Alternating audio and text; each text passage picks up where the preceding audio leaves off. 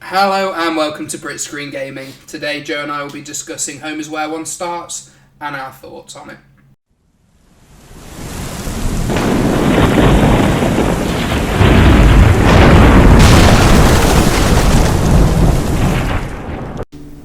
So we believe the Home is Where One Starts is where you play as the protagonist diving into her memories.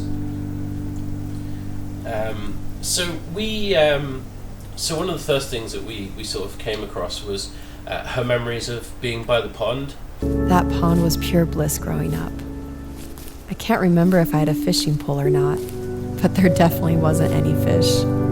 I didn't need to catch anything anyway. I once spent an entire Saturday afternoon trying to climb on top of one of those hay bales just so I could take a nap in the sun. When I finally did it, I was too happy to fall asleep. You walk down, you find the fishing rod, and she talks about trying to find fish in the pond. You come across the hay bale, and she talks about how happy she was when she climbed up the hay bale. And one thing we noticed is that all of her happy memories are away from the house. This trailer has garbage everywhere. The baths and the oven is covered in grime, muck. She doesn't even have a bed. She has a mattress on the floor. She mentions that she hates the smell of the mould, doesn't she? Yeah, so it's not a nice house. So she clearly doesn't like being there, and the house is mistreated. And she's a child. She goes to school. She's not going to be the one cleaning it, because even if she doesn't know how properly, you're not allowed, oven cleaner when you're going to school. No. So she tries to escape by going outside. Now, outside you see a campsite, and that campsite is very much, it's got her toys and food in there, showing that she wants to escape and have shelter elsewhere. And it's also got a picture and a sign saying "Home Sweet Home." I once made my own fort in the woods and called it my mansion. I imagined it being this giant house with furniture and a TV. And I even had separate rooms for toys and for tinkering with computers. It was a place where everything was better. It was home. Now, in that picture, it is of her mum and her dad and her as a child. And the dad's face has just been ripped out of it, so it's been made just to be her and her mum. So the other thing about the picture as well is that she's a young baby in it.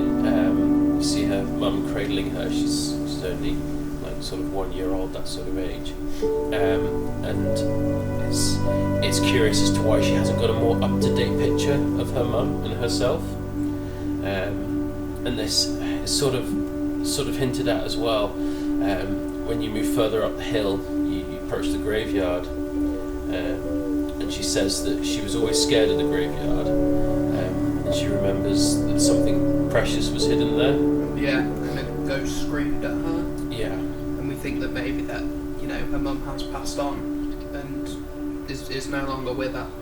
And that's where she's buried. And that's particularly really evident is in a music box that you find in the spare room. Yeah, because we were wondering why. So if it was her music box, why wouldn't it be in the protagonist's room? So it leads us to believe that it's probably her mother's music box, but the other question is why, if it's her mother's music box, why is it not in her father's room? So it kind of leads us to think that there was an issue there. There's a reason why he wants to hold on to these memories but doesn't want to face them all the time. Why he's hidden it away. Yeah, which could also explain the reason why his face has been ripped off in that photo. Yeah. And so we kind of think that, you can hear a lot of anger. If you go into the dad's room, you can hear that anger and shouting. And outside there's a dog that doesn't want to come into the grounds at all. And dogs often are very smart and know the owners and can pick up on things that will happen immediately. And that leads us to believe really that the dad has killed the mum. The screaming that she mentions in the graveyard is very much screams of her mum being killed. Now, whether it was an accident or he was drunk, there's clear evidence of him drinking. Yeah, bottle cans and things strewn everywhere. She throws away his flask. My father locked the shed because I stole something from him. All I remember thinking is if that thing was gone, my old dad would come back and things would be better. I was wrong. You find it in the woods on the floor, and she mentions that she throws it away to try and get her old father back, which would suggest that at some point he was the father that she needed. Like he was a functional father. He did what he was supposed to do, but obviously something changed, and she wanted her previous father back, and believed that was the way to do it. Because obviously as a child, you can throw something out and you think that's the issue. You don't always blame, if you see your dad getting more and more angry the more he drinks, and he always drinks from a flask, a kid's point of view is it's going to be the flask's fault, not that the dad's going to go out and buy some alcohol. So, where this sort of leads us, sort of our theory on what the game is we think it's actually the protagonist is speaking to a psychiatrist. She's very much telling the story to someone. I think initially she's telling it to us, but it feels more and more like she's describing her emotions. It feels more and more like she's revisiting these memories for a particular reason. And we think that as she's grown older, after the initial upbringing that she's had, she's trying to address these problems, and she's speaking to the psychiatrist, and we think this is sort of really what the ending represents. Yeah, so there's kind of 3 endings in this, and we believe that it's the main one that most people get is what actually happened, but they all represent kind of her emotions in it. So the first ending is a school bus arrives and picks her up and she gets on. Even though the opening says, she's missed the last school bus, and I think that represents that she's decided to not tell the psychiatrist anything. She's not opened up.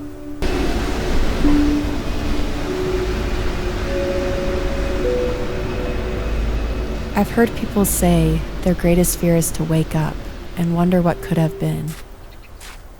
My greatest fear is to wonder what could never be.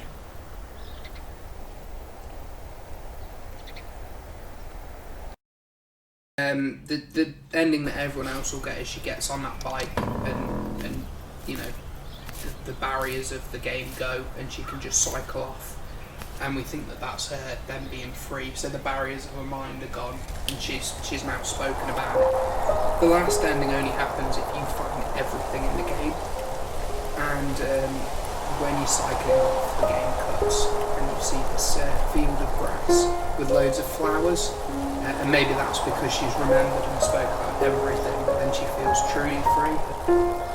At that moment, all the invisible walls in my life disappeared. What I would give to ride that bike one more time.